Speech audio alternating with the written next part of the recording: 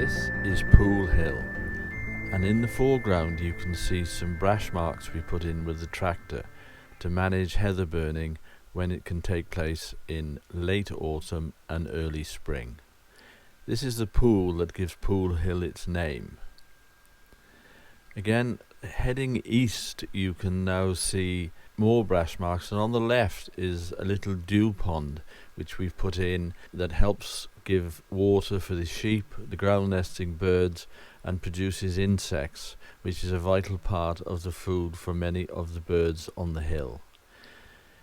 We're heading east now towards Lawn Farm Valley, and just below us soon you'll see an area where we weed wiped to get rid of bracken last year, and on the right hand top corner you'll see where we've done some weed wiping again this year. Bracken over the last 50 years has probably taken about 1,000 acres of heather, and over the period of the project it's hoped that we can restore much of that, although it will take at least 10 years to regenerate. Beacon and Pool Hills are about 4,005 acres and belong to the Crown Estates. Previously, years ago, it was known as the Forest of Nuckless. We have many red-listed ground nesting birds such as curlew, lapwing, golden plover on the hill.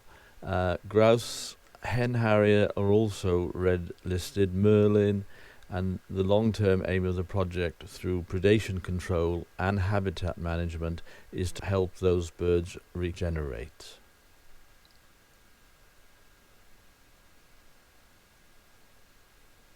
You can see this time of year, taken in August, the heather is a lovely purple colour.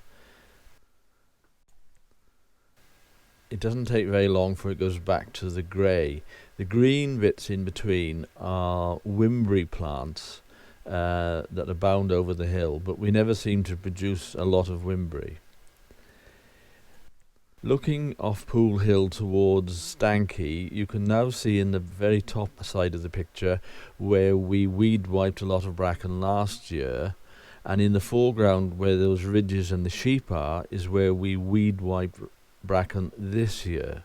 And it is hoped to get about 200 to 300 acres through from Beacon Hill to Stanky and Black Mountain regenerated either with grass, which helps the sheep, or with heather, which helps other species. More shots of what we've weed wiped this year. It has been very dry this year, and I'm not sure whether the drought will affect the effectiveness of weed wiping, but we just have to hope that it will. We've now moved up onto Beacon Hill, and here you can see where the heather is really old and clumpy and desperately in need of some better management. But it is difficult to get it all done in a short time. You don't want to burn too much or you reduce the grazing too much. The shot you can see now is where there's big damage last year from heather beetle, where it's all white and dead. And this year, although it doesn't show up very well, the orange colour is where this year the heather beetle has caused a problem.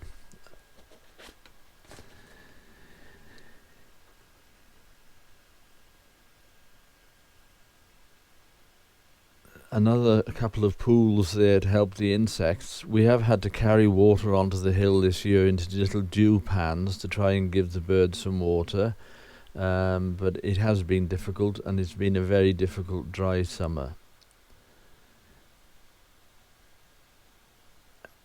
Because this area of the hill is rather wetter, we haven't done quite as much work with the brasher, because obviously you can only brash where you can get a tractor. There's a disadvantage to brashing old heather in that it doesn't actually regenerate as quick because there's too much trash on the ground. And the final shot coming up is from the very top of Beacon Hill, which is 1,800 feet or 547 metres, and it's looking north towards Snowdon, and you can just see the Garrigluid wind turbines in the background.